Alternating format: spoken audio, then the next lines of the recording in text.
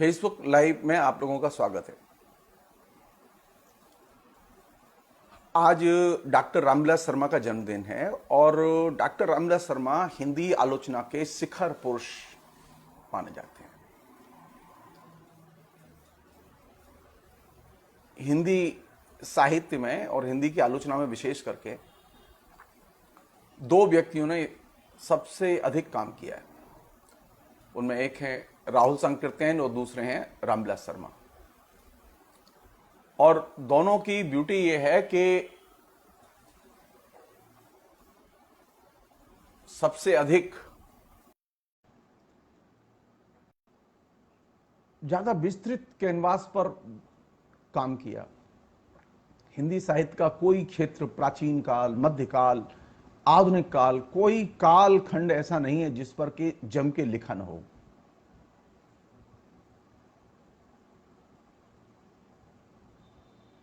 चाहे साहित्य का इतिहास हो, चाहे वो समाज का इतिहास हो, चाहे वो संस्कृति के प्रश्न हो, इन सब पर विस्तार अगर किसी व्यक्ति ने और बहुत ही डिटेल्स में जाके विचार किया तो वह डॉक्टर रामविलास शर्मा। और रामविलास शर्मा ने बहुत ही अपडेटेड ढंग से इतिहास के क्षेत्र में, संस्कृति के क्षेत्र में जो लोग इधर के वर्षों में भी जो आए, उन पर भी उन्होंने लिखा। तो हिंदी भाषी क्षेत्र और हिंदी भाषी जो इंटेलिजेंसिया है, उसे अगर अपना सांस्कृतिक पुनरुद्धार करना है तो उसके लिए बहुत महत्वपूर्ण है कि वे रामविलास शर्मा को पढ़ें और गंभीरता से पढ़ें। रामविलास शर्मा की अपने दृष्टिकोण की मुश्किलें भी हैं, लेकिन उस मुश्किलों से ज्यादा या उन दृष्टिकोणगत जो कमजोरियां हैं उनसे ज्यादा महत्वपूर्ण उनका काम।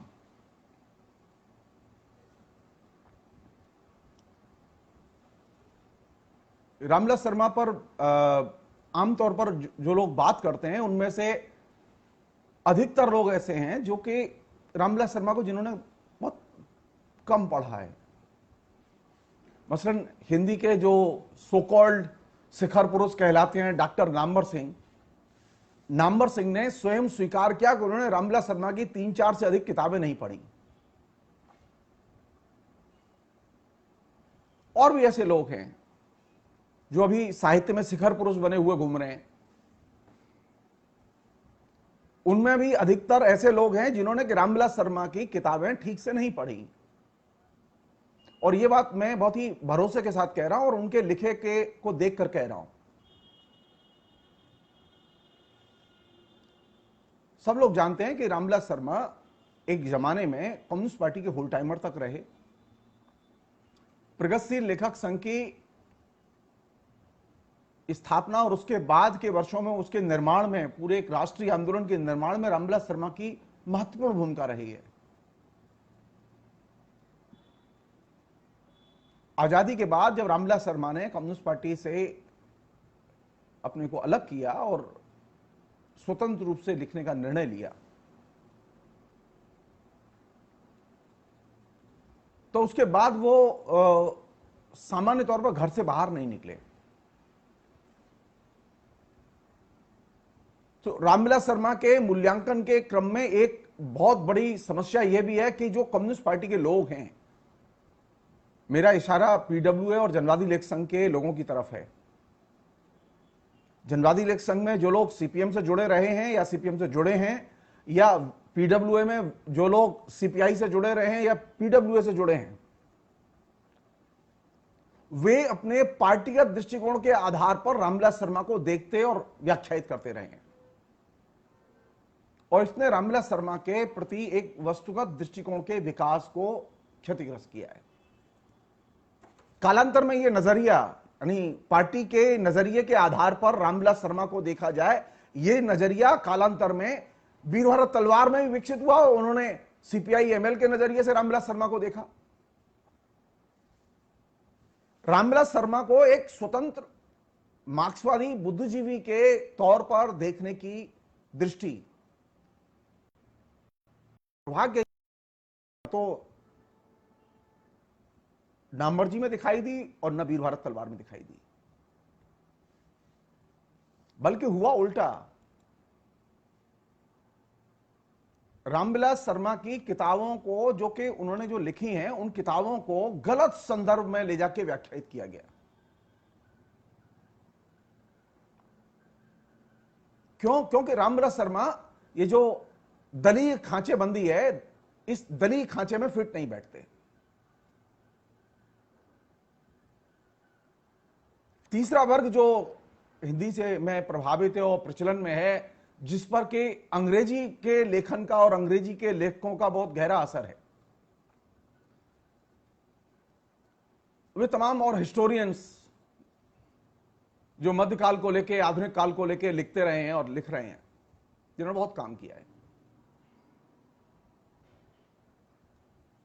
चाहे वो रोमिला थापर हो, चाहे वो इरफान हबीब हो, चाहे वो उनके बाद के इनकी परंपरा को कैरी करने वाले हिस्टोरियंस हों जो हिंदी जानते हैं। दुर्भाग्य की बात है कि इन सभी इतिहासकारों ने भी रामविलास शर्मा के लिखे का एक तरह से उपेक्षा की और उस लिखे के ऊपर कोई बात ही नहीं की। मेरा मानना यह है कि रामविलास शर्मा हिंदी आलोचना के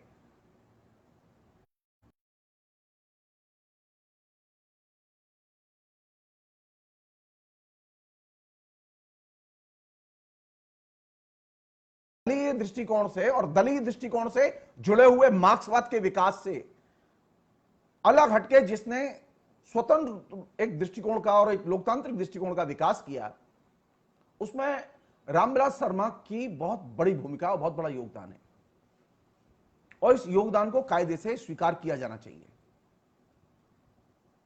मैं अभी तक समझने में असमर्थ हूं कि रामविलास शर्मा ने मध्यकाल पर, प्राचीन काल पर जो काम किया, मानी अब देखिए, मतलब हिस्टोरियंस की भी एक अपनी एक खास तरह की जो चॉइस है। रामविलास शर्मा अंग्रेजी के बहुत बड़े विद्वान थे और अंग्रेजी के शिक्षक थे। वे चाहते तो अंग्रेजी में जितनी किताबें उन्होंने हिंदी में लिखी, वे सारी किताबें अंग्रेजी में लिख सकते थे, लेकिन वे इस चीज को जानते थे और मानते थे कि हिंदी के विकास के लिए और हिंदी के बौद्धिक विकास के लिए जरूरी है कि हिंदी में लिखा जाए। हमारे यहां जो बुद्धिजीवी हैं, उनका एक वर्ग है जो चाहते हैं कि हिंदी में एक्सेप्टेंस हो, लेकिन लिखेंगे अंग्रेजी में। धर्मनिरपेक्ष बुद्धिजीवियों की और इतिहासकारों की एक बड़ी पीढ़ी है ऐसी, लेकिन दुर्योग से न तो वे रामविलास शर्मा के दृष्टिकोण के साथ डायलॉग करते हैं और न वे राहुल सांकृत्यायन के दृष्टिकोण के साथ डायलॉग करते हैं। क्यों? राहुल सांकृत्यायन और रामविलास शर्मा के दृष्टिकोण के साथ में ये जो मध्यकाल के इतिहास के लेखक हैं, ये क्यों नहीं संवाद करते? क्या दिक्कत है?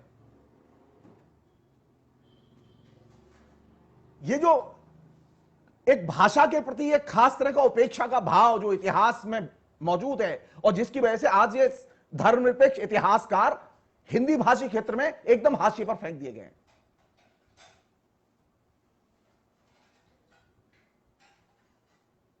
तो रामविलास शर्मा पर बात करते समय यह पहला कदम बेहद जरूरी है कि रामविलास शर्मा से संवाद किया जाए। रामविलास शर्मा कॉम्प्रहेंसिव ढंग से, समग्रता में हिंदी भाषी क्षेत्र की तमाम जटिलताओं का उद्घाटन करते हैं, उन तमाम पहलुओं का उद्घाटन करते हैं जिनके बारे में चर्चाएं आमतौर पर न तो इतिहास के लोग करते रहे हैं, न साहित्य की आलोचना करती रही है। हम सब लोग जानते हैं कि 1954-55 के बाद से रामविलास शर्मा ने स्वयं ये निर्णय लिया कि वे समसामयिक साहित्य पर नहीं लिखेंगे, समसामयिक साहित्य की आलोचना नहीं करेंगे। उन्होंने एक तरह से अपना एरिया ही बदल लिया। आज जिस हिंदुत्व को लेकर सबसे ज्यादा हिंदी भाषी क्षेत्र पीड़ित है,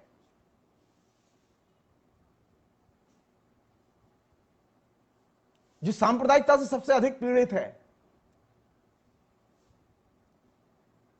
उसकी तमाम किस्म की संभावनाएं और तर्कशास्त्र को दिमाग हुए रामविलास शर्मा ने बहुत ही विस्तार से उनकी एक पुस्तक है जो 2 खंड में है, भारतीय संस्कृति और हिंदी प्रदेश।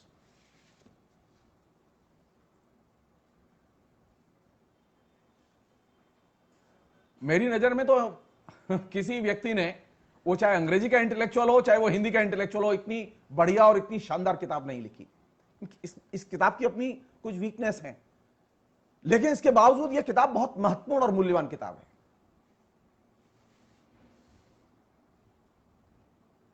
और यह किताब कब आई? यह किताब तब आई जबकि हिंदी भाषी क्षेत्र में यह डिबेट नहीं थी। 99 में जब लोगों ने बीजेपी में धर्मनिरपेक्षता की खोज शुरू कर दी थी, अटल जी का युग, बीजेपी की धर्मनिरपेक्षता का युग, यह वह दौर है जिसमें कि धर्मनिरपेक्ष कतारों में आरएसएस ने सेंधमारी शुरू कर दी थी। तो मेरी व्यक्तिगत राय है कि रामविलास शर्मा को पढ़े बिना, रामविलास शर्मा पर बात किए बिना आप हिंदी भाषी क्षेत्र की किसी भी बड़ी समस्या की और भारत की जो बड़ी समस्याएं हैं उनके बारे में आप अगर डिबेट करना चाहते हैं हिंदी में, तो रामविलास शर्मा एक बहुत महत्वपूर्ण प्रस्थान बिंदु हैं। उसी तरह जैसे कि मध्यकाल के और प्राचीन काल के साहित्य को आधार पर बहस करना चाहते हैं, तो राहुल सांकृत्यायन बहुत बड़ा प्रस्थान बिंदु है।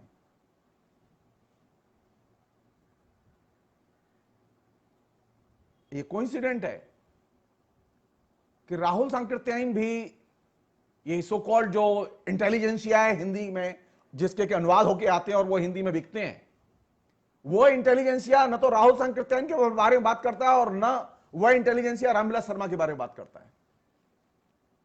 क्यों? क्योंकि ये दोनों ही व्यक्ति कम्युनिस्ट पार्टी की जो खेमेबाजी है उस खेमेबाजी के बाहर हैं।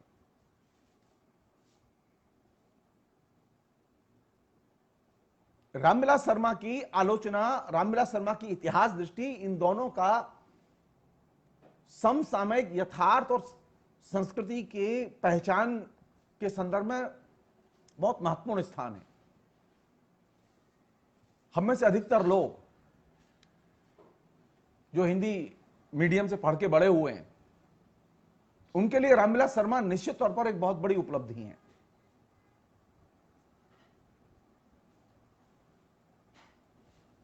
दिलचस्प बात यह है कि रामविलास शर्मा हिस्टोरियंस के बिजाबिश डिबेट करते हैं, लेकिन हिस्टोरियंस रामविलास शर्मा के बिजाबिश डिबेट नहीं करते।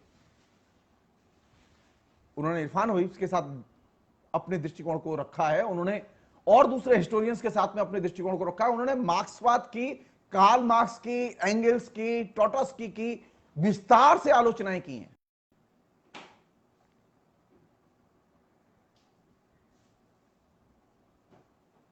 रामविलास शर्मा विस्तार से उन तमाम इश्यूज को उठाते हैं जो इश्यूज भारतीय समाज को और हिंदी भाषी क्षेत्र को खास तौर पर समझने में हमारी मदद कर सकते हैं।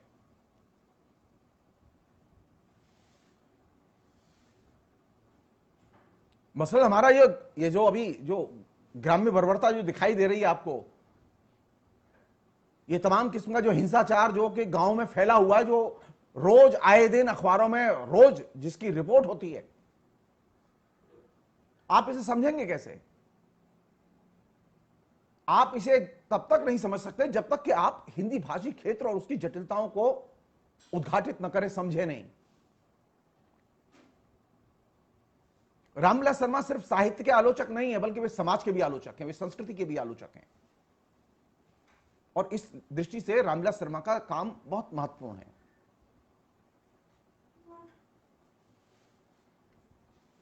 आप तय मान लीजिए, अगर रामविलास शर्मा मार्क्सवादी कम्युनिस्ट पार्टी के मेंबर रहे होते और इतने दिन मार्क्सवादी कम्युनिस्ट पार्टी के मेंबर रह के काम किया होता, तो रामविलास शर्मा को कम्युनिस्ट पार्टी के लोग अपने सिर पर बिठा के घूमते,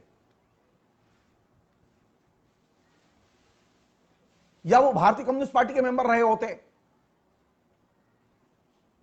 सो इंटेलेक्चुअल्स में जो ये जो बीमारी है कि कम्युनिस्ट पार्टी का अगर मेंबर है तब तो एक्सेप्टेबल है, और कम्युनिस्ट पार्टी का मेंबर नहीं है तो एक्सेप्टेबल नहीं होगा, ये बीमारी बड़े पैमाने पर फैली हुई है। और इसने रामविलास शर्मा के और राहुल संकृत्यायन के साहित्य के मूल्यांकन को एक व्यापक सार्वजनिक बहस का मुद्दा ही नहीं बनने दिया।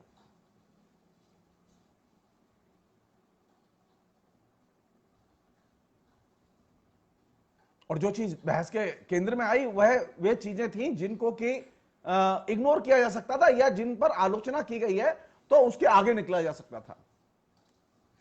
अनेक चीजें ऐसी हैं जो कि रामविलास शर्मा की यहां बाधाएं पैदा करती हैं, लेकिन रामविलास शर्मा की उन चीजों को छोड़कर आगे तो निकला जा सकता था। मसलन एक छोटा सा उदाहरण ले रहा हूं मैं आप लोगों के सामने। फैशन चल रहा है ना अभी आइडेंटिटी पॉलिटिक्स का। रामविलास शर्मा पहले आलोचक हैं जो कि आइडेंटिटी पॉलिटिक्स को, अस्मिता की राजनीति को थॉरोली डिस्कस करते हैं। भारतीय परंपरा के संदर्भ में पहली बार किसी भी व्यक्ति ने भारतीय साहित्य में भाषा के साथ जुड़ी हुई जो राजनीति है, संस्कृति है, भाषा का पूरा डिस्कोर्स है, उसे एक ऐसे समय में रखा जिस समय कि सारा देश अंग्रेजी बनाम हिंदी की बहस में जुटा हुआ था। भाषा और समाज उनकी पुस्तक है, बहुत महत्वपूर्ण पुस्तक है। यहां अभी हालत यह है कि जिसके पास में एक हल्दी की गांठ है वो भी अपने को पसारी कहता है, वह भी आइडेंटिटी पॉलिटिक्स का अपने को सूरमा कहता है।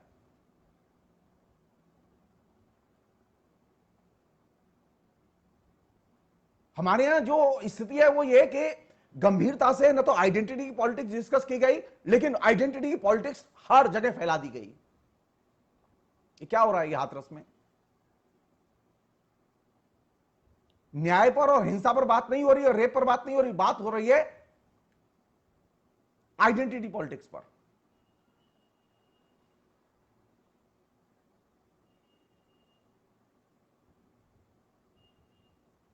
तो रामविलास शर्मा एसेंशियल हैं कि अगर आपको आइडेंटिटी पॉलिटिक्स के बारे में एक भारतीय परिप्रेक्ष्य बनाना है और हिंदी भाषी क्षेत्र का परिप्रेक्ष्य बनाना है, तो रामविलास शर्मा बुनियादी तौर पर अनिवार्य है हमारे लिए,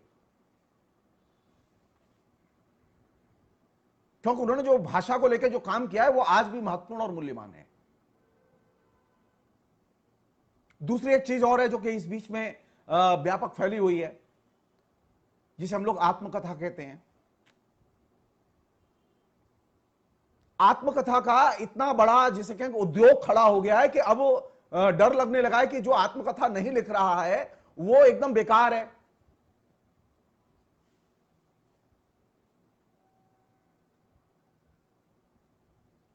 आत्मकथा या जीवनी की जो परंपरा, जिसको कि बेहतर ढंग से, सबसे अच्छे ढंग से हिंदी में जिसने कि व्यवस्थित ढंग से लिखा, वो रामविलास शर्मा, जिसे सीखा जा सकता है कायदे से। एक लेखक को कैसे लिखना चाहिए, एक लेखक पर कैसे लिखना चाहिए, इन दोनों ही पहलुओं की सबसे बेहतर ढंग से डिटेल्स में पहचान और उसके मानक निर्धारित किए रामविलास जी ने निराला की साहित्य साधना के जरिए। सबसे कम पढ़ी गई किताब और सबसे कम जिस पर डिबेट हुई, विचार विमर्श हुआ। और फैशन देखिए, अंग्रेजी में एक टुइया सी पुस्तक आती है किसी की और वो आइडेंटिटी पॉलिटिक्स पर वो कहती है गीता है। हिंदी में एक व्यक्ति की साधारण सी आत्मकथा आती है और वे कहते हैं कि ये गीता है।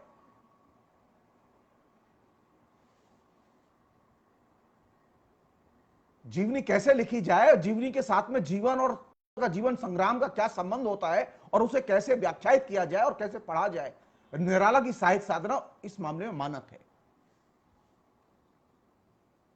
मजाल है हमारे बीच में डिस्कशन में आ जाए।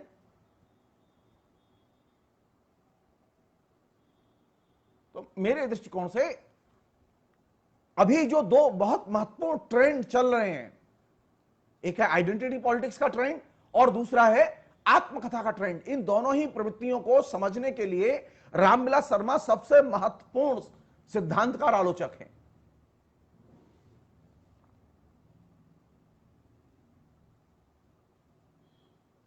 रामविलास शर्मा इसलिए भी महत्वपूर्ण है कि रामविलास शर्मा किसी भी किस्म की जो प्रायोजित प्रकल्पों के बाहर हैं। साहित्य में प्रायोजित प्रकल्पों की बहुत बड़ी भूमिका है।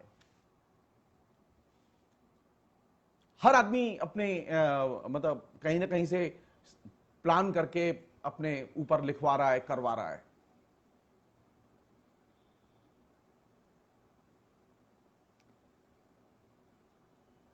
अब आप सोचिए कि रामविलास शर्मा के ऊपर क्यों बात करना जरूरी है। क्योंकि रामविलास शर्मा की कुछ ही दिनों बाद पूरा जो उनका रचना कर्म है वो सामने आने वाला है। 40 से अधिक खंडों में है, वो 40 खंडों में, जैसा मैंने सुना है।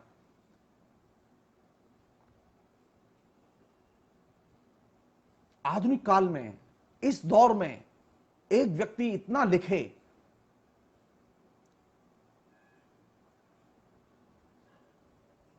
और उस पर सबसे कम चर्चा हो और उसको सबसे कम लोग पढ़ें, और वे लोग कम से कम पढ़ें जो सबसे ज्यादा पढ़े लिखे और ज्ञानी पुरुष माने जाते हैं हिंदी के।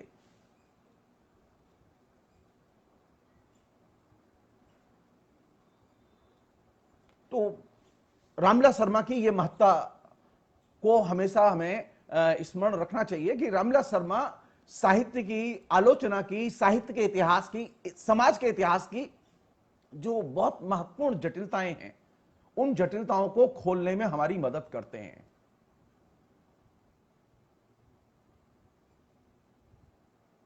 रामविलास शर्मा ने बहुत शानदार अंग्रेजी में लिखा है।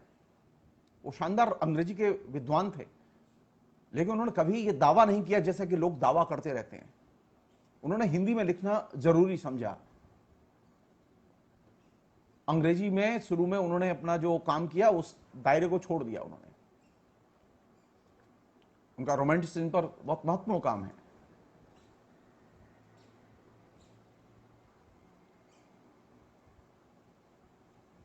आज की बातचीत में जो हमने विषय जानबूझ के रखा वो ये कि ये जो भारतीय संस्कृति का जो क्षेत्र है, उस भारतीय संस्कृति के क्षेत्र की समीक्षा कैसे की जाए,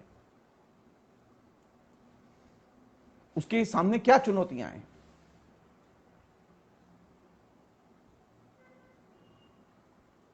भारतीय संस्कृति के निर्माण में किसकी भूमिका है, और यह डिबेट रामविलास शर्मा से भी की जानी चाहिए।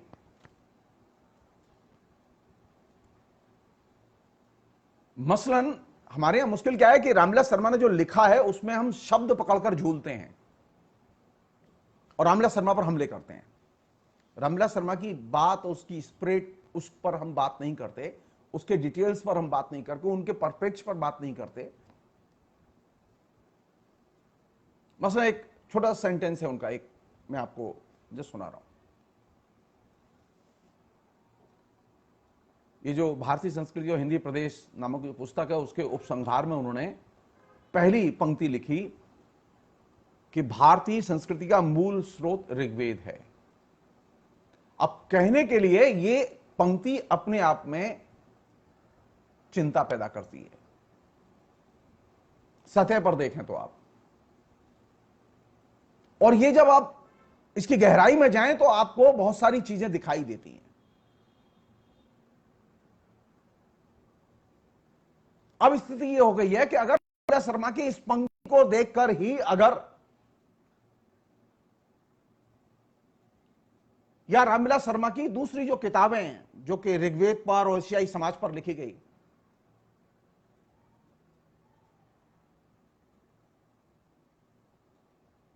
या वे किताबें जिनमें कि वे मध्यकाल की ओर लौटते हैं और प्राचीन कृतियों की ओर लौटते हैं, उन्हें देखकर अगर किसी को यह लगे कि रामविलास शर्मा आरएसएस के हो गए, तो इससे उस व्यक्ति की बुद्धि पर तरस आता है, और वह व्यक्ति और कोई नहीं, गुरुदेव नामवर सिंह।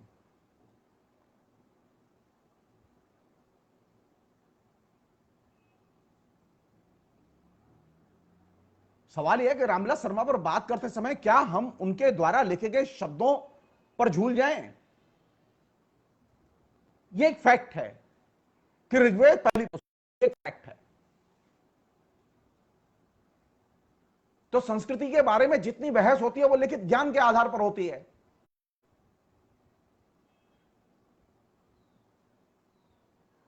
तो ऋग्वेद का जिक्र करने भर से रामविलास शर्मा आरएसएस के हो जाएंगे, हिंदुत्ववादी हो जाएंगे। कमाल है। लेकिन ऋग्वेद का जिक्र करने की वजह से रोमिला थापर या रामशरण शर्मा वो आरएसएस के नहीं होंगे। वाह, वो मार्क्सवादी रहेंगे और ये आरएसएस के हो जाएंगे।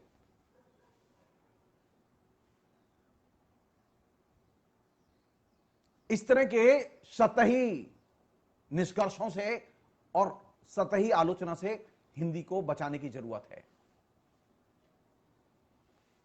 मैं बाद में कभी और दूसरी चीजों पर बात करूंगा। मैं जो पहली चीज जिस पर के आज हमने जो विषय रखा है, जिस पर मैं बात करना चाहता हूं, वो ये कि भारतीय संस्कृति की चुनौतियों के दो स्तर हैं। एक स्तर वह है जो कि इंटेलेक्चुअल्स में है, जो लेखकों बुद्धिजीवियों के बीच में भारतीय संस्कृति का विमर्श है, उसको लेके वाद विवाद संवाद है।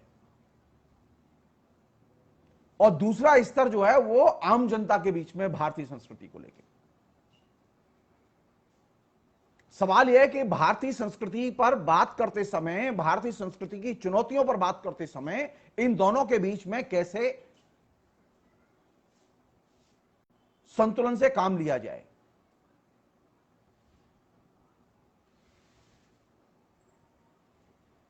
हमारे यहां अधिकतर लोग ऐसे हैं जो कि अब बात सुनने में अच्छी लगेगी या नहीं लगेगी मैं नहीं जानता, कि ऐसे हैं जिनका के बौद्धिक स्तर पर तो ये ठीक है,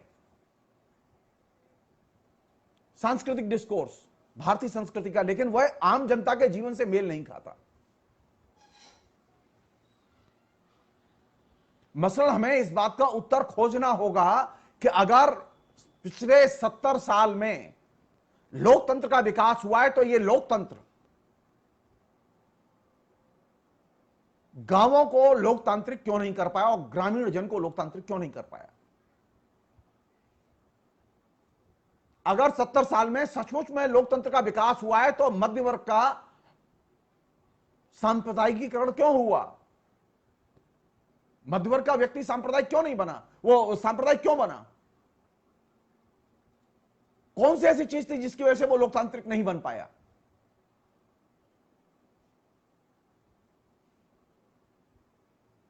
भारतीय संस्कृति की पहली चुनौती है भारतीय मनुष्य, भारतीय जनमानस।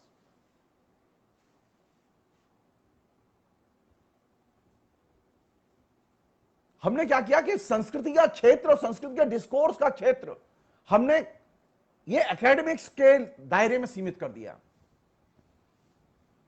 उसे एक सामान्य सार्वजनिक बहस का हिस्सा नहीं बनाया। हिंदुत्व सार्वजनिक बहस का हिस्सा है, लेकिन भारतीय संस्कृति सार्वजनिक बहस का हिस्सा नहीं है। हिंदुत्व सार्वजनिक बहस का हिस्सा है, लेकिन धर्मनिरपेक्षता और धर्मनिरपेक्षता से जुड़ी हुई भारतीय संस्कृति वो सार्वजनिक बहस का हिस्सा नहीं है। ये किसकी कमजोरी है? ये कमजोरी हम लोगों के पार्ट पर है जो सेकुलर कहलाने का दावा करते हैं। उनकी ये जिम्मेदारी बनती थी, उनकी ये जिम्मेदारी बनती है कि वे धर्मनिरपेक्षता का, उसके जो सांप्रदायिकता के खिलाफ में जो विकासशील रूप है उसके, उनका हम सार्वजनिक बहस के लिए एक व्यापक कैनवास खड़ा नहीं कर पाए। तो हमारे यहां जो इंटेलिजेंसिया में, सो कॉल्ड सेकुलर इंटेलिजेंसिया में जो डिबेट है, वो डिबेट सिर्फ एकेडमिक्स तक सीमित है, वो पब्लिक डिस्कोर्स का हिस्सा नहीं है। एकेडमिक्स की डिबेट आप अपने मन संतोष के लिए मान लीजिए कि वो पब्लिक डिस्कोर्स है, लेकिन पब्लिक डिस्कोर्स का हिस्सा नहीं है। वो यहां तक कि वो शिक्षित वर्ग तक भी अपनी पहुंच नहीं बना पाई है। तो भारतीय संस्कृति की जो पहली चुनौती यह है कि अभी भारतीय संस्कृति किस चीज की शिकार है। हमने ये सोचा ही नहीं कि संस्कृति कैपिटलिज्म के दौरान जो कल्याणकारी राज्य जो हमारे बीच में आया, जो पूंजीवाद का जो कल्याणकारी स्वरूप हमारे बीच में आया, या पूंजीवाद का विकास जो हमारे बीच में शुरू हुआ 1947 के बाद से, हमने ये सोचा ही नहीं कि इस विकास में कल्चर कहां जाएगी। हमारी चिंता यही थी कि राजनीति कहां जाएगी। ये जो अभी हर जगह हिंदुत्व दिखाई दे रहा है ना, हिंदुस्तान की नस नस में हिंदुत्व के डंडे बज रहे हैं, उसका एक बड़ा कारण है ये कि भारत विभाजन के बाद हमने जो लोकतांत्रिक विकास का रास्ता चुना,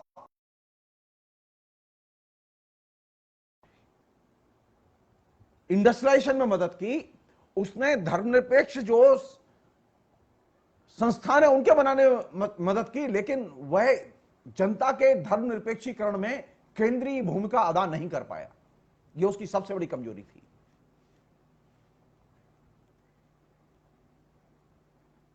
हमने धर्मनिरपेक्ष और संवैधानिक संस्थाओं का निर्माण किया,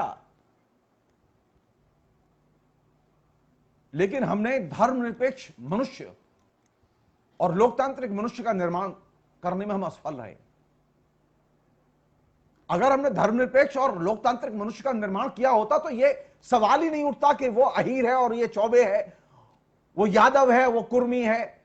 ये जो प्रश्न बार बार उठता है और हर चुनाव के पहले उठता है, यह प्रश्न नहीं उठता, क्योंकि हमने लोकतंत्र का निर्माण करते हुए जाति की संरचनाओं को ध्वस्त नहीं किया।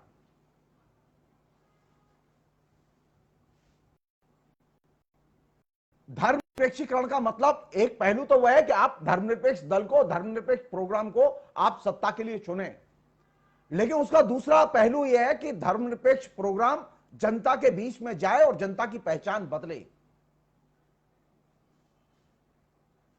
तो हमारे यहां लोकतंत्र बैलेट वर्क से संसद की तरफ तो जाता है, लेकिन संसद से वो जनता की तरफ लौट के नहीं आता। हमारे यहां लोकतंत्र का मतलब चुनाव के लिए वोट देना और एक लोकतांत्रिक सरकार चुनना, इससे ज्यादा ना इससे कम। और सरकारों की क्या जिम्मेदारी? सिर्फ सिर्फ स्टॉक टेकिंग के लिए मैं कह रहा हूं, आप कभी गंभीरता से सोचिए इस बात पर।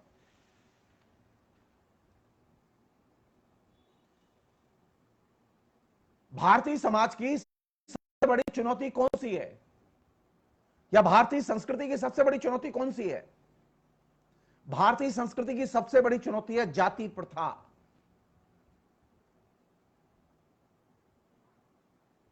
जो कि समाज में सामाजिक इकाइयों के रूप में जिंदा है, आदत में, हमारी हैबिट में जिंदा है।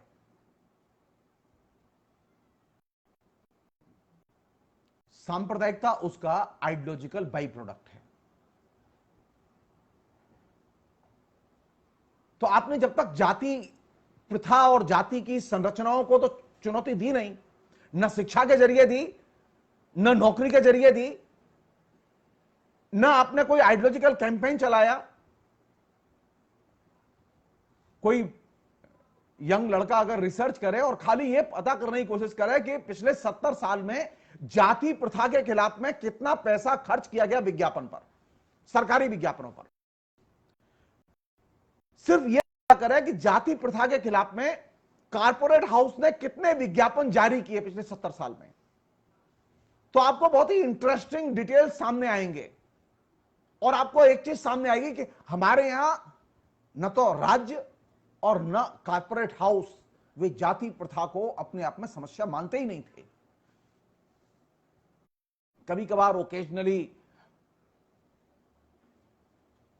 भारत सरकार या राज्य सरकारों ने जाति प्रथा के खिलाफ में विज्ञापन जारी किए, कभी कभार।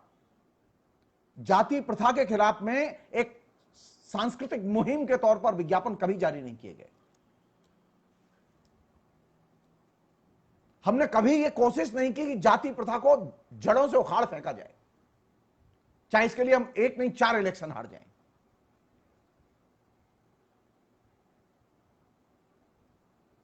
कौन नहीं जानता, कौन नहीं जानता केरल में जहां के लेफ्ट फ्रंट की सरकार है, लेफ्ट फ्रंट बहुत ताकतवर है, लेफ्ट फ्रंट के खिलाफ में तमाम किस्म के जाति समूहों को ऑर्गेनाइज किसने किया हुआ है, सब लोग जानते हैं, कांग्रेस। तो लड़ाई कहां होगी? कौन लड़ेगा लड़ाई? जाति प्रथा के खिलाफ में लड़ाई अगर लड़नी थी तो क्यों नहीं लड़ी गई? पंडित नेहरू थे ना उस समय। तो पंडित नेहरू को क्या जरूरत थी नायर सोसाइटी के लोगों से मदद मांगने की कि ईएमएस की सरकार गिराने के लिए? पंडित नेहरू के लिए क्या जरूरत थी कि वे ईसाई समुदायों से मदद मांगे वामपंथियों की सरकार गिराने के लिए?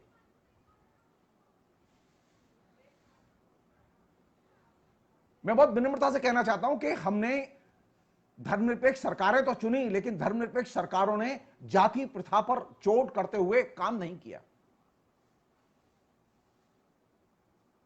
तो आपकी लोकतंत्र की जो सबसे बड़ी जो चुनौती है, जिसमें कि आप भारतीय संस्कृति को किस परिप्रेक्ष्य में देखेंगे? लोकतंत्र के परिप्रेक्ष्य में देखेंगे, और लोकतंत्र के परिप्रेक्ष्य में भारतीय संस्कृति को व्याख्यायित और पुनर्व्याख्यायित करेंगे।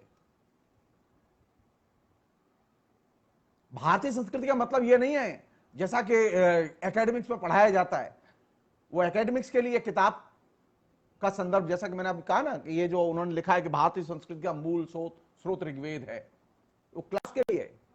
भारतीय संस्कृति का मूल स्रोत भारत की जनता है और भारत की जनता का वैविध्य है, और भारतीय संस्कृति की सबसे बड़ी बाधा कास्टिज्म है, जाति प्रथा है, जातिवाद है।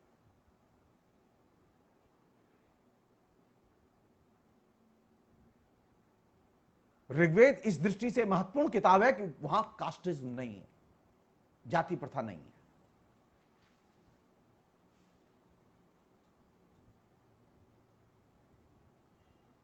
जातिगत भेदभाव नहीं है, छोटे बड़े का भेद नहीं है। लेकिन आपने क्या किया कि आपने एक शब्द पकड़ लिया खाली। तो जाति प्रथा से लड़ने के लिए मेरे पास में कौन से औजार होने चाहिए? मेरे पास वे औजार होने चाहिए जो कि भारतीय जनता से जुड़े हों और भारतीय जनता को शिक्षित भी करें।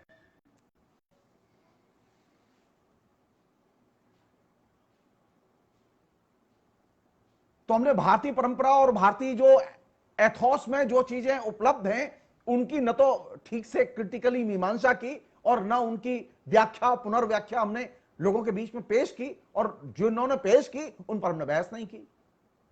तो रामविलास शर्मा बहस कैसे हो?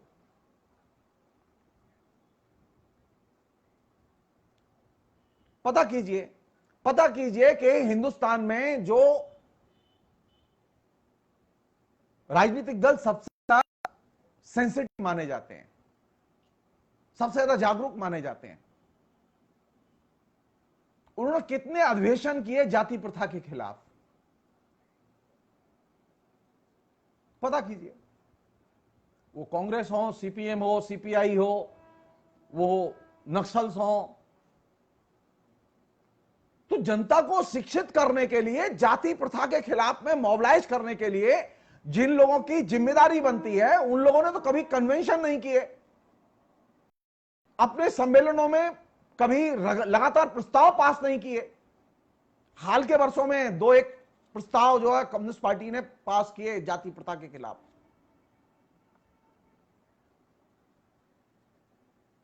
जाति प्रथा एक मसला न तो जनवादी लेखक संघ के लिए रहा है, न प्रगतिशील लेखक संघ के लिए रहा है।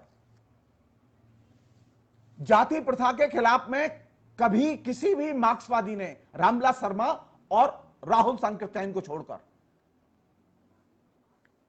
कुछ नहीं लिखा। समाज बदलेंगे कैसे? क्योंकि जाति प्रथा तो आपकी चुनौती नहीं है, आप उसे चैलेंज के तौर पर स्वीकार ही नहीं करते।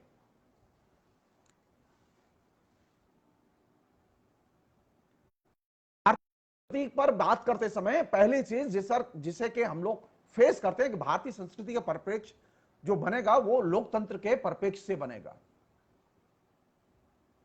और भारतीय संस्कृति का जो परिप्रेक्ष्य अगर हम लोकतंत्र के परिप्रेक्ष्य में बनाएंगे तो हमारे सामने ये पहली चुनौती होगी कि जो लोकतांत्रिक सरकारें हैं, सरकारें जाति प्रथा के खिलाफ में दो टूक रवैया अपनाएं।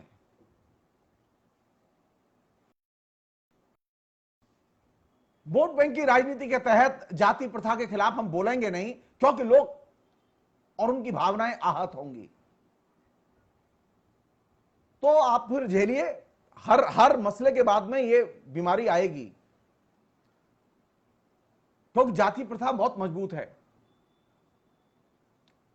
तो भारतीय संस्कृति पर बहस के लिए प्रस्थान बिंदु है लोकतंत्र, और दूसरा महत्वपूर्ण प्रस्थान बिंदु है जाति प्रथा। और ये जाति प्रथा जितनी बुद्धिजीवियों के लिए महत्वपूर्ण है, उतनी ही ये साधारण लोगों के लिए भी महत्वपूर्ण है।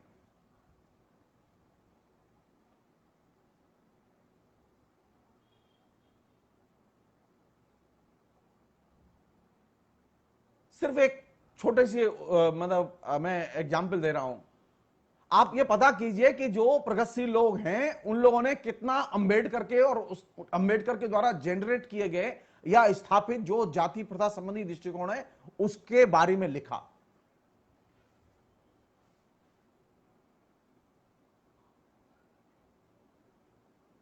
सो अंबेडकर के बारे में बात नहीं करेंगे हम। अंबेडकर हमारे डिस्कोर्स में शामिल नहीं होगा तो जाति प्रथा के खिलाफ में संघर्ष भी आपके डिस्कोर्स में शामिल नहीं होगा, क्योंकि अंबेडकर बहुत बड़ा आइकॉन है जिसने कि जाति प्रथा के खिलाफ में सबसे बेहतरीन लिखा।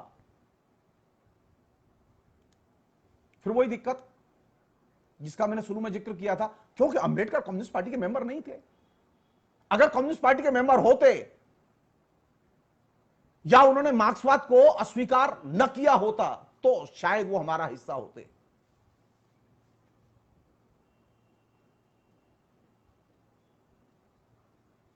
तो ये जो बीमारी है कि मैं मेरे दल का नहीं है तो मेरा नहीं है, उसके विचार मेरे नहीं है, इस बीमारी से निकलना होगा। संस्कृति पर बात करते समय, साहित्य पर बात करते समय, राजनीति पर बात करते समय हमें उस विचार पर बात करनी होगी जो उस विचारक ने कही है। हमने उस विचारक के विचारों पर बात नहीं की क्योंकि वो हमारी पार्टी का नहीं था।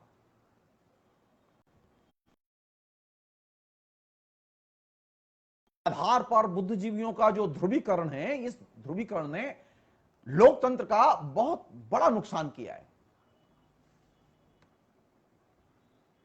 जाहिर है कि इस ध्रुवीकरण को करने में सब लोग जानते हैं किनकी भूमिका है।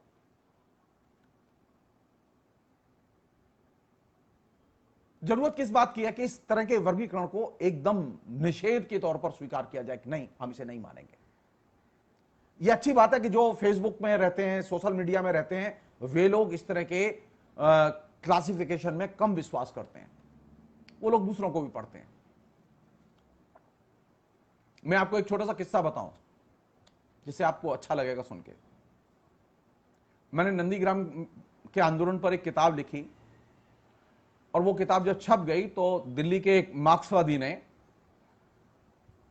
वो किताब पढ़ने के लिए मांगी। तो मैंने उस मार्क्सवादी को वो किताब भेंट की। मैंने कहा भाई आप पढ़िए और रखिए अपने पास। तो उस मार्क्सवादी ने पढ़ने के बाद में कहा कि मुझे किताब वापस देनी है। मैंने कहा नहीं, मैंने आपको दे दी, आप रखिए। बोले नहीं, मैं इस किताब अपने घर में नहीं रखूंगा क्योंकि ये सीपीएम के खिलाफ लिखी गई है। और सोचिए, जिस नंदीग्राम ने धूल में मिला दिया पूरा लेफ्ट फ्रंट, जिस नंदीग्राम सिंगूर के आंदोलन की गलतियों की वजह से पूरा का पूरा लेफ्ट फ्रंट का 34 साल का पूरा ढांचा बिखर गया, उसकी आलोचना पर लिखी गई किताब एक कम्युनिस्ट कह रहा है कि मैं अपने घर में नहीं रखूंगा, जबकि मेरी उस कम्युनिस्ट से पिछले। तो अगर विचारों के प्रति आपके अंदर यह आग्रह है कि अगर आपकी आलोचना किसी ने लिखी है तो आपके घर में वो किताब नहीं आएगी, तो आपके पास में वो विचार कहां से आएंगे? आप सीखेंगे कहां से?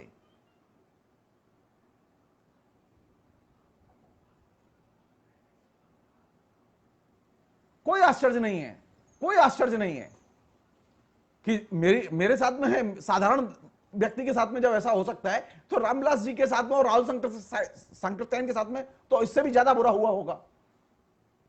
और यही वजह है कि प्रगतिशीलों के घरों में, प्रगतिशील लेखकों के घरों में रामविलास शर्मा और राहुल संकृत्यन की किताबें नहीं मिलती, क्योंकि आप बुद्धिजीवी की पहचान उसकी दलीय पक्षधरता और दलीय सदस्यता के आधार पर करते हैं। और यह बीमारी गई नहीं है, बल्कि इधर ये बीमारी और सघन हुई है। कायदे से और ज्यादा लिबरल होना चाहिए आपको, और ज्यादा समझदार होना चाहिए, और ज्यादा लोगों को अपने साथ लाना चाहिए, लेकिन आप और ज्यादा कंजर्वेटिव बने हैं। मसलन जो अंबेडकर को मानने वाले लोग हैं वे सिर्फ अंबेडकर को देखेंगे और वे किसी और के विचार को अपने विचार में शामिल ही नहीं करेंगे, अपने घर में दाखिल ही नहीं होने देंगे। वही हाल सीपीएम और सीपीआई से जुड़े हुए बुद्धिजीवियों का है कि वे अपने यहां सिर्फ उन्हीं को दाखिल करेंगे, उन्हीं की किताबें खरीदेंगे जो उनके दल से जुड़े हुए हैं। बीजेपी के लोग भी उसी रास्ते पर चल निकले हैं। वे किसी सेकुलर किताब को नहीं खरीदते, वे किसी साइंटिफिक हिस्ट्री की किताब को नहीं खरीदते, लेकिन अगर कोई कम्युनल किताब आती है और लॉन्च होती है तो वो रातों रात उसकी 20,000, 30,000, 40,000, 50,000 कॉपियां बिक जाती हैं। तो कास्टेज में ऐसी स्थिति में और ज्यादा मजबूत होगा।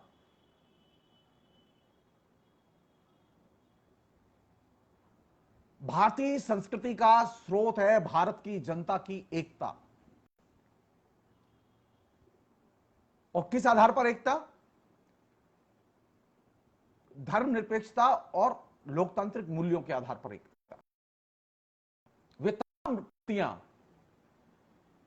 वो चाहे प्राचीन काल की हो, चाहे वो मध्यकाल की हो, चाहे वो आधुनिक काल की हो, जो धर्मनिरपेक्ष दृष्टिकोण का प्रतिपादन करें, लोकतांत्रिक दृष्टिकोण का प्रतिपादन करें, वे हमारी संस्कृति का और सांस्कृतिक डिस्कोर्स का हिस्सा हैं। वे तमाम विचारक, वो चाहे जिस रंगत की विचारधारा के हों, जो धर्मनिरपेक्ष और लोकतांत्रिक दृष्टिकोण का अपने यहां प्रतिपादन करते हैं, वे हमारे डिस्कोर्स का हिस्सा हैं। मैं जितनी श्रद्धा के साथ में और जितने भरोसे के साथ में इरफान हबीब की किताबें खरीदता हूं, रोमिला थापर की खरीदता हूं, मैं उतने ही आस्था और विश्वास के साथ में अंबेडकर को भी खरीदता हूं, रामन और लोहिया को भी खरीदता हूं।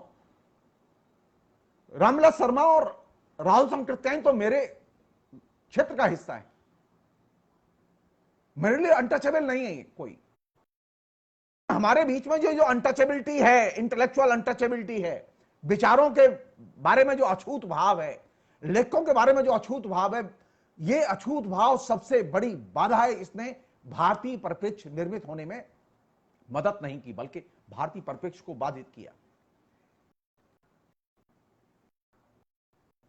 एक छोटी सी चीज है जिसे कि आप समझ सकते हैं। मसलन जब हम भारतीय संस्कृति और उसकी समस्याओं की बात कर रहे हैं, तो भारतीय संस्कृति और समस्याओं के संदर्भ में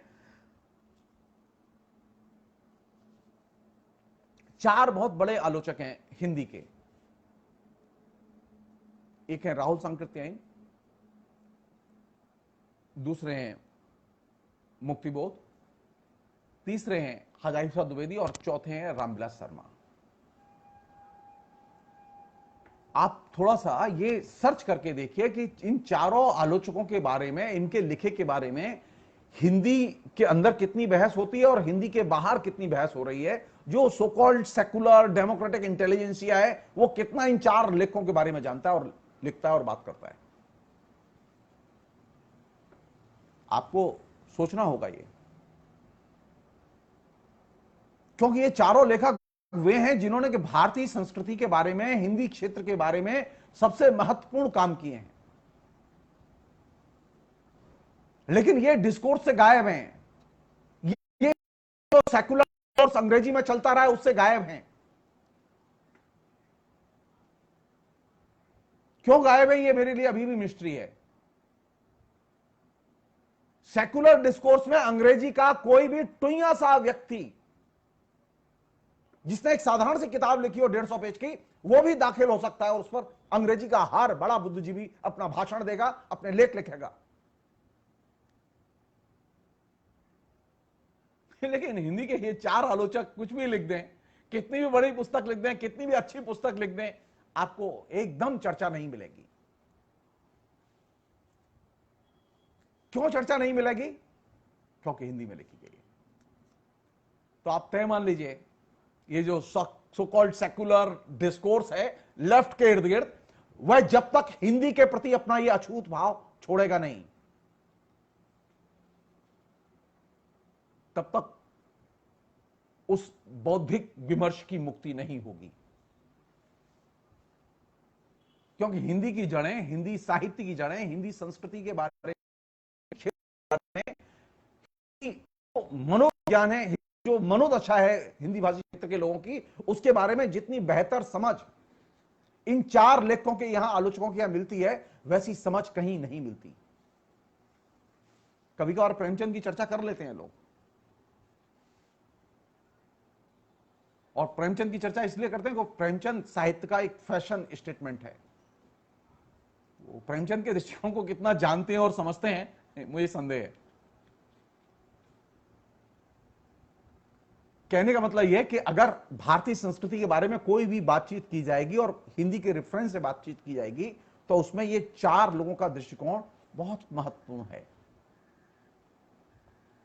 इन लोगों ने बहुत महत्वपूर्ण काम किया है। एक अन्य चीज वो ये कि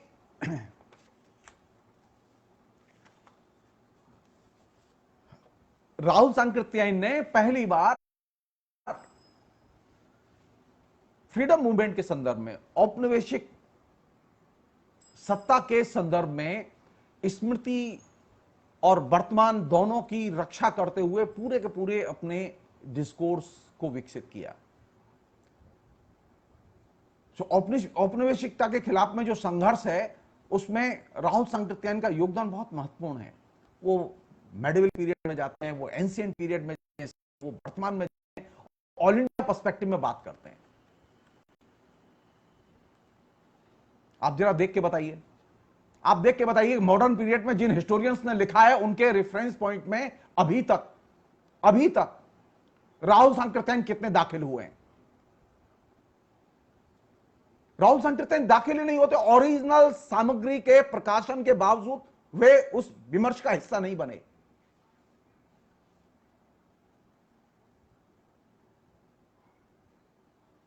सेकंड चीज, जहां से कि बहुत सारी चीजें खुलती हैं, वो ये कि भारतीय साहित्य के परिप्रेक्ष्य में हिंदी साहित्य को देखा जाए, ये चीज भारतीय साहित्य के परिप्रेक्ष्य में हिंदी साहित्य को देखा और पढ़ाया जाए। सबसे पहले ये चीज अंडरलाइन, राहुल के बाद में ये चीज अंडरलाइन करते हैं किताब लिख के वो हजारी साहब Dwivedi. So all India perspective, यानी भारतीय संस्कृति के बारे में बात करते समय भारतीय साहित्य का परिप्रेक्ष्य होना बेहद जरूरी है। तो भारतीय साहित्य के परिप्रेक्ष्य में हिंदी साहित्य पढ़ा जाए और पढ़ाया जाए, उसकी समस्याओं को देखा जाए, यह चीज पहले बार दाखिल होती है हिंदी साहित्य की भूमिका के संदर्भ में। 1938-39 में वो किताब आती है, शांति निकेतन के विद्यार्थियों के लिए लिखी गई थी वो किताब। सो भारतीय संस्कृति का परिप्रेक्ष्य बनाना है तो भारतीय संस्कृति के दायरे में कौन कौन सी चीजें शामिल होती हैं?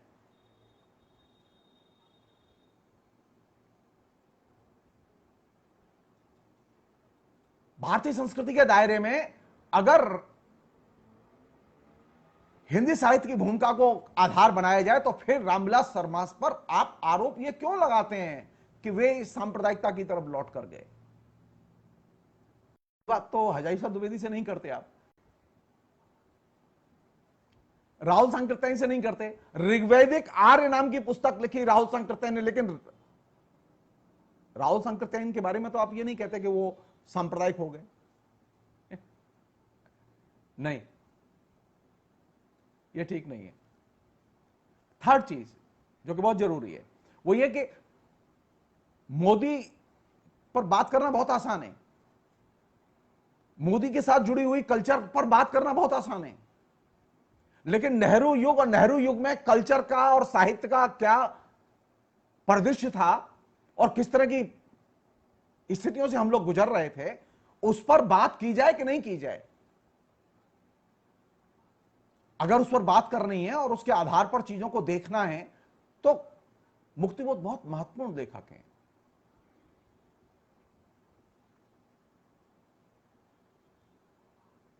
तो हमें मलाई खानी है ना, हमें अशोक वाजपेयी के यहां जलेबी खानी है, हमें फला जगह सेकुलर आदमी के यहां कचौड़ी खानी है, हमें फला जगह जाके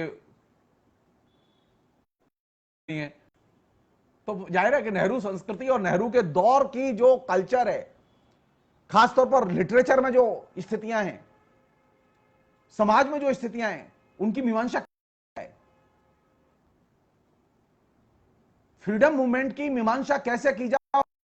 जो हिंदी भाषी क्षेत्र में जो पूरी की पूरी मनोदशा और संरचना बनी, जो संस्कृति बनी, उसकी मीमांसा कैसे की जाए?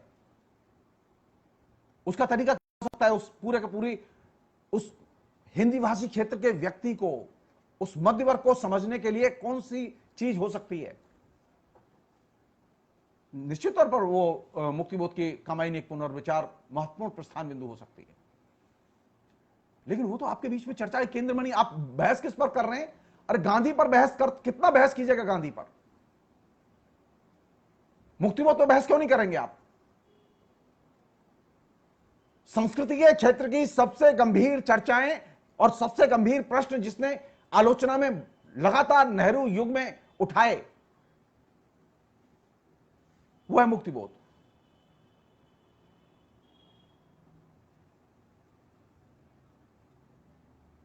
और चौथे व्यक्ति हैं वह रामविलास शर्मा, जिन्होंने कि बाकायदा नए सिरे से लोकतंत्र के संदर्भ में पूरी की पूरी परंपराओं की नए सिरे से मूल्यांकन और पुनर्मूल्यांकन किया और एक विशाल साहित्य सृजित किया। विशाल साहित्य, भाषा के क्षेत्र में, साहित्य के क्षेत्र में, आत्मकथा के क्षेत्र में, इतिहास के क्षेत्र में, मध्यकालीन इतिहास के क्षेत्र में, समाज और सामाजिक इकाइयों के मूल्यांकन के संदर्भ में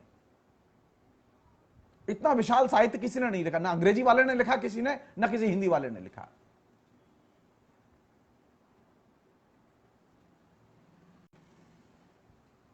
तो जो चीज पहली बार हिंदी में आई कि अगर हिंदी भाषी क्षेत्र के साहित्य को, हिंदी के साहित्य को पढ़ाया जाना है तो उसे भारतीय परिप्रेक्ष्य में देखा जाना चाहिए और पढ़ाया जाना चाहिए। इसके चिंतन की शुरुआत हुई सबसे पहले राहुल सांकृत्यायन के, जिसको कि बाद में फलीभूत होते हम हजारी प्रसाद द्विवेदी के दृष्टिकोण में देखते हैं। और इस पूरे के पूरे दृष्टिकोण का सुसंगत ढंग से विकास वो रामविलास शर्मा के यहां होता है। और रामविलास शर्मा इस पूरे के पूरी पद्धति शास्त्र को एक तरह से निर्मित करते हैं। वो क्या है पद्धति शास्त्र? वो ये है कि भारतीय साहित्य और भारतीय संस्कृति के परिप्रेक्ष्य को वे मिल के देखते हैं और इसका आधार बनाते हैं नेशनलिटीज को और नेशनलिटी की संरचनाओं को, जिसे हम लोग कहते हैं जातीयता।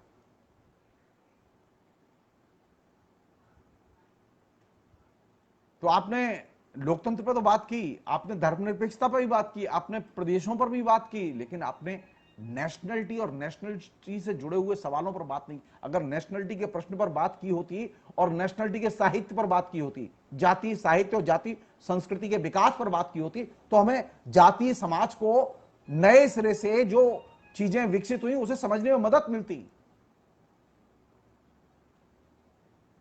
मसलन पिछले 70 साल में जब 47 में देश आजाद हुआ तो हमारे पास में गिनती के 2 दर्जन लोग थे जो कि करोड़पति थे, अरबपति थे।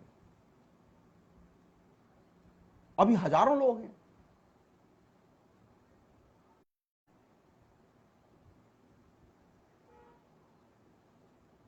हजारों लोग करोड़पति और अरब, सैकड़ों की संख्या में ये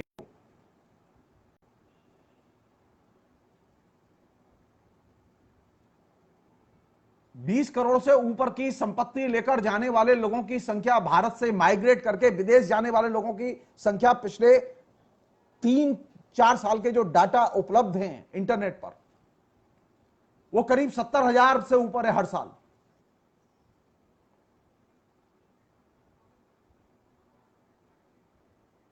तो पिछले 70 साल की जो एक बहुत महत्वपूर्ण समस्या, दूसरी महत्वपूर्ण समस्या उभर के आई है, वो ये क्षेत्रीय स्तर पर पूंजीपति वर्ग का उदय।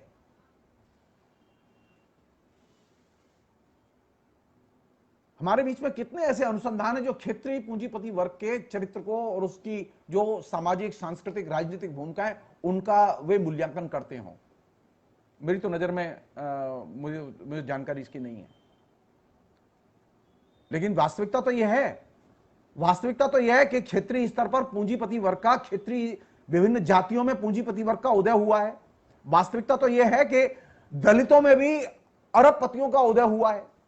वास्तविकता तो यह है, वास्तविकता तो यह है कि एक मध्य वर्ग जिसमें सैकड़ों करोड़पति हैं, वे आज वास्तविकता है कि मध्य वर्ग का मुसलमान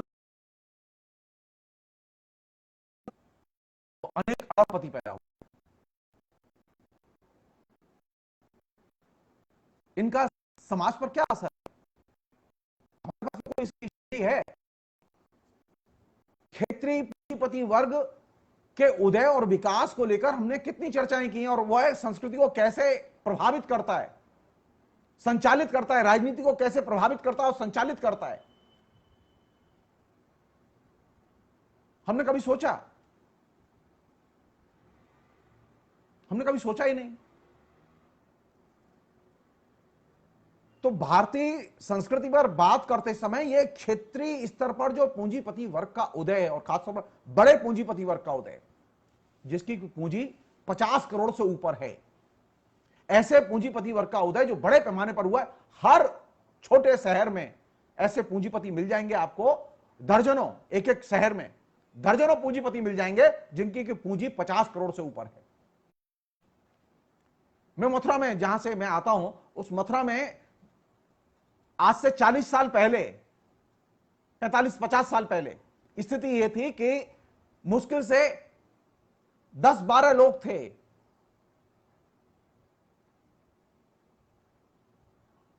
जो कि कुछ करोड़ की संपत्ति के मालिक थे। आज स्थिति है 1 दर्जन से ज्यादा लोग हैं जिनके पास में 1000 करोड़ से ऊपर की संपत्ति एक एक के पास। तो जरूरत किस बात की है? जरूरत इस बात की है कि संस्कृति के पूरे वैविध्य को समझने के लिए और संस्कृति के अंदर जो पूंजी की जो प्रक्रिया है उसे समझने के लिए जरूरी है कि हम क्षेत्रीय स्तर पर उदीयमान पूंजीपति वर्ग और उसकी संरचनाओं का अध्ययन करें।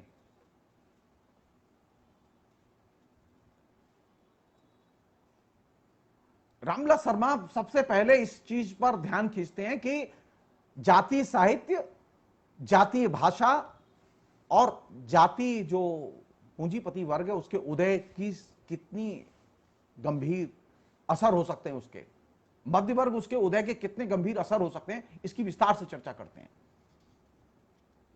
एक अन्य चीज, और वो ये कि ये जो ग्लोबलाइजेशन और ग्लोबलाइजेशन के बाद का जो दौर है और उसके बाद का जो इंटेलेक्चुअल डिस्कोर्स है, ग्लोबलाइजेशन उसके बाद के इंटेलेक्चुअल डिस्कोर्स को भी वे एड्रेस करते हैं और उसे शामिल करते हैं संस्कृति के विमर्श में। और इस संस्कृति के विमर्श में शामिल करते समय वे एक दो चीजें मैं ये कह के और मैं ये बातचीत यहीं रोकूंगा, वो ये मतलब जो चीजें वो रखते हैं जहां से कायदे से समझने की जरूरत है, वो ये कि जो बहुत इंपॉर्टेंट है वो ये संस्कृति के बारे में बात करते समय संस्कृति के बारे में बने हुए मिथों को तोड़ा जाना चाहिए, उससे बाहर निकल के देखा जाना चाहिए। संस्कृति की व्याख्या मिथों के आधार पर नहीं हो सकती, किंवदंतियों के आधार पर नहीं हो सकती। हमारे यहां संस्कृति का जितना भी डिस्कोर्स है वो मिथ की डिस्कोर्स है, और इस मिथ की डिस्कोर्स से संस्कृति को निकालने की जरूरत है। रामविलास शर्मा अपने तरीके से काम करते हैं। मसलन ये एक मिथ है कि ये मिथक बना हुआ है, ये मिथ की समझ है कि वे तो यज्ञ यागादि के लिए थे। जी नहीं, वेद किन के लिए लिखे गए थे? वे तो सन्यासियों के लिखे गए थे। सन्यासी कौन लोग थे? सन्यासी, सन्यास धर्म कैसा? श्रेष्ठतम धर्म। ये मिथ है, सच ये नहीं है। सच ये नहीं है। सच क्या है? सच ये है कि सन्यासी कभी भारतीय संस्कृति की मूल धारा नहीं रहे। सन्यास कभी संस्कृति में सर्वश्रेष्ठ, समाज में सर्वश्रेष्ठ नहीं माना गया। सच यह है कि गृहस्थ सर्वश्रेष्ठ धर्म माना गया।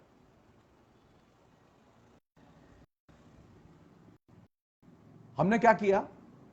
जब हमने वेदों की व्याख्या की, जब हमने मध्यकालीन साहित्य की व्याख्या की, तब हमने भक्ति साहित्य की व्याख्या की, तो हमने एक चीज मिथ के तौर पर निर्मित की, वो ये कि पूजा, उपासना और कर्मकांड ये बहुत महत्वपूर्ण है, और इन्हीं को हमने संस्कृति का हिस्सा बनाया, जबकि वास्तविकता यह नहीं है। वास्तविकता यह है कि पूजा, उपासना और कर्मकांड की बजाय संस्कृति का आधार है सदाचार। रामविलास शर्मा ये मिथ खंडन करते हैं। वो पहला मिथ खंडन करते हैं कि ये जो सन्यास धर्म है, ये सन्यास धर्म भारतीय संस्कृति की मूल धारा नहीं है, पहली चीज। दूसरी चीज, समाज का श्रेष्ठ धर्म है गृहस्थ धर्म।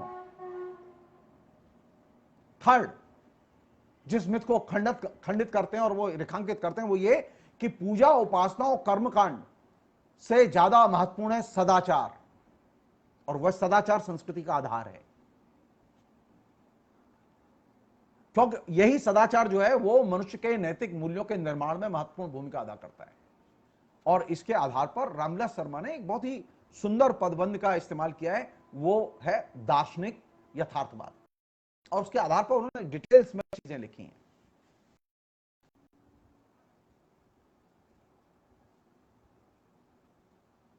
और जो सबसे काम की चीज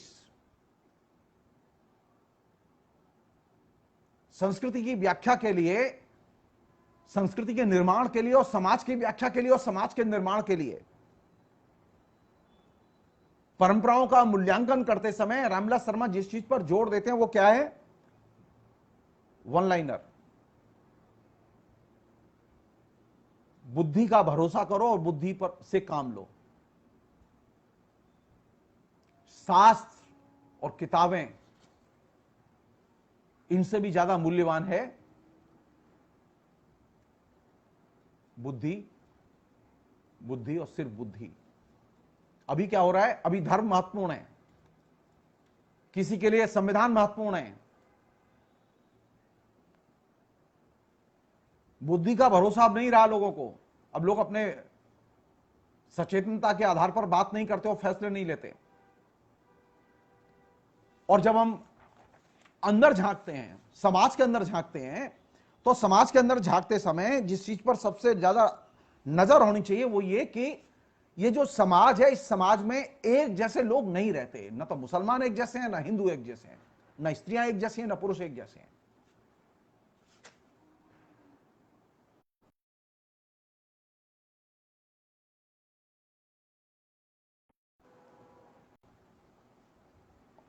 और जब ये एक जैसे नहीं है,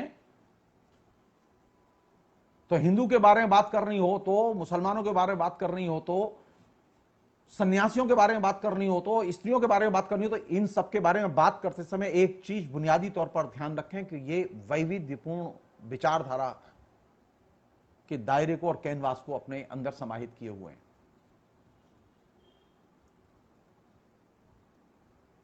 और खास तौर पर चूंकि संस्कृति की बात होते ही जिस चीज पर सबसे पहले ध्यान जाता है वो ये है कि हम अपनी पहचान कैसे बनाएं, हम कैसे देखें। मसलन हमारे लिए कौन सी पहचान महत्वपूर्ण है आज? मनुष्य की पहचान तो महत्वपूर्ण है, लेकिन कौन से मनुष्य की पहचान? शर्मा, वर्मा, यादव, कौन से मनुष्य की पहचान महत्वपूर्ण है? लोकतांत्रिक मनुष्य की पहचान महत्वपूर्ण है। कौन से मूल्य महत्वपूर्ण है संस्कृति के लिए और हमारे जीवन के लिए? लोकतांत्रिक मूल्य महत्वपूर्ण है। तो व्यक्ति से व्यक्ति के संबंध को, व्यक्ति से समाज के संबंध को, समाज की जो प्रक्रियाएं जो साहित्य में प्रतिबिंबित हो रही हैं उनके मूल्यांकन के लिए किस चीज को पैमाना बनाया जाए? लोकतांत्रिक मूल्यों को पैमाना बनाया जाए। और लोकतांत्रिक मूल्यों को जब हम पैमाना बनाते हैं तो हमें लोकतांत्रिक मूल्यों के आधार पर ही हमने परंपरा को भी देखना होगा।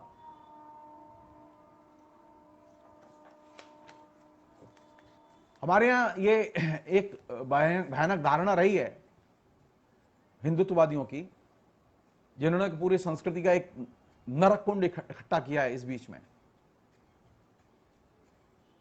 मध्यकाल से लेकर आधुनिक काल तक वो नरक कुंड के दर्शन होते हैं हमें। और वो एक इतने बड़े पैमाने पर फैला दिया गया कि अब उसे साफ करते करते हम सब लोगों की जान निकल जाएगी। बार बार एक चीज पर जोर दिया जा रहा है, वंश और वंश के संस्कार, जाति और जाति के संस्कार। जाति प्रथा को चुनौती देने के लिए वंश और जाति के संस्कारों को चुनौती देना बेहद जरूरी है।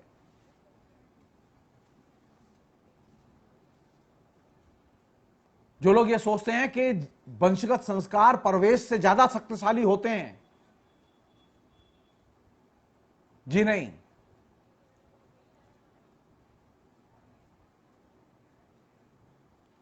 मनुष्य की भौतिक परिस्थितियां और भौतिक परिस्थितियों में उसका जो न्याय, जो आधार है उसका, वो महत्वपूर्ण होता है। न जाति महत्वपूर्ण होती है, न प्रवेश महत्वपूर्ण होता है, महत्वपूर्ण होता है न्याय और न्यायपूर्ण दृष्टिकोण। न्याय और न्यायपूर्ण दृष्टिकोण के आधार पर हमें संस्कृति को नए सिरे से परिभाषित करना होगा। वे तमाम विचारधाराएं जो न्याय और समानता के दृष्टिकोण को अस्वीकार करती हैं, उन तमाम विचारधाराओं को हमें एक सिरे से रिजेक्ट करना होगा।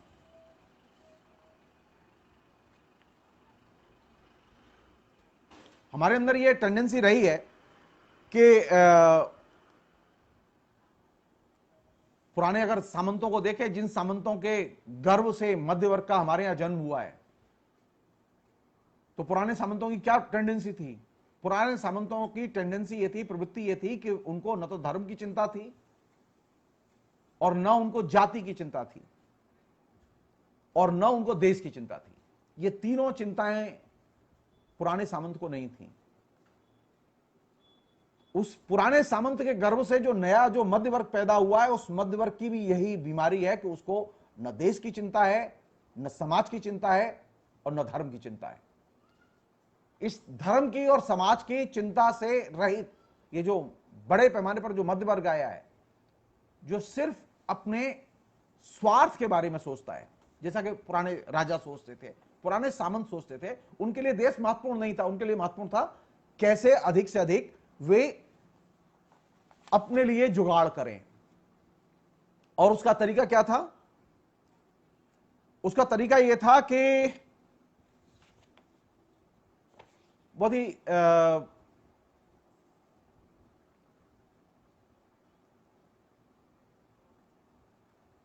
वे धर्म और संस्कृति इन दोनों में घालमेल करते थे। आज का जो मध्य वर्ग है वह भी धर्म और संस्कृति में घालमेल कर रहा है। धर्म और संस्कृति दो अलग अलग चीजें हैं, इनमें घालमेल से हमें बचना चाहिए। कोई आदमी अगर हिंदू है तो इसका मतलब नहीं है कि वो कम्युनल है। कोई आदमी मुसलमान है तो इसका कतई अर्थ नहीं है कि वो टेररिस्ट है। ये जो घालमेल चल रहा है, इस घालमेल से बचना चाहिए। संस्कृति अलग है, व्यक्ति की जातिगत पहचान अलग है, उसकी धार्मिक पहचान अलग है, लेकिन हमारे लिए महत्वपूर्ण कौन सी चीज है? उसका मनुष्य होना और उसकी लोकतांत्रिक पहचान। तो भारतीय संस्कृति की व्याख्या करते समय जिस चीज पर सबसे ज्यादा इंफेसिस होना चाहिए वो होना चाहिए भारतीय मनुष्य की पहचान और उससे जुड़ी हुई जो जरूरतें हैं। तो भारतीय मनुष्य की पहचान के केंद्र में अगर हम इन जरूरतों को ध्यान में रखें, वो जरूरतें क्या हैं? जो पुराना जो मध्य सामंत था उसकी चिंता क्या थी? उसकी चिंता महत्वपूर्ण ये नहीं थी कि वो समाज का विकास करना चाहता था, जी नहीं। पुराने सामंत की खूबी यह थी कि जो उसके पास है उसे बचाओ और जो नहीं है उसे येन केन प्रकार हासिल करो। ठीक यही मानसिकता, जो पास है उसे तो ये मध्यवर्ग के लोग बचाना चाहते हैं, लेकिन वो बचेगा नहीं, और जो पास नहीं है उसे वो येन केन प्रकार हासिल करना चाहते हैं। ये दोनों ही चीजें उसे विरासत में मिली है अपने उस वर्ग से जिस वर्ग से इसका जन्म हुआ है, जिसे हम लोग सामंत वर्ग कहते हैं। तो संस्कृति के विकास के लिए, समाज के विकास के लिए पाने की बजाय देने के भाव में हमें शामिल होना चाहिए। हम सबके मन में देने की प्रवृत्ति पैदा होनी चाहिए पाने की बजाय। हम बार बार यहीं से सोचते हैं कि मुझे क्या मिलेगा, मुझे क्या लाभ होगा। जी नहीं, आप ये बताइए आप क्या देंगे, अन्य के बारे में आप क्या सोचते हैं। संस्कृति के विकास के मानक जितने भी बने वे इस आधार पर नहीं बने कि लेखक को क्या मिलेगा, बल्कि इस आधार पर मिले कि लेखक क्या देना चाहता है। तो जब तक हमारे अंदर देने का भाव पैदा नहीं होता, हम संस्कृति का निर्माण नहीं कर सकते और न संस्कृति की रक्षा कर सकते हैं। कंजूस के भाव से संस्कृति निर्मित नहीं होती, बल्कि दानी और उदार भाव से संस्कृति का निर्माण होता है। और यही वह जगह है जहां से कि भारतीय संस्कृति के नए पैराडाइम की शुरुआत की जा सकती है। रामविलास शर्मा के जन्मदिन पर आज बस इतना ही। Thank you.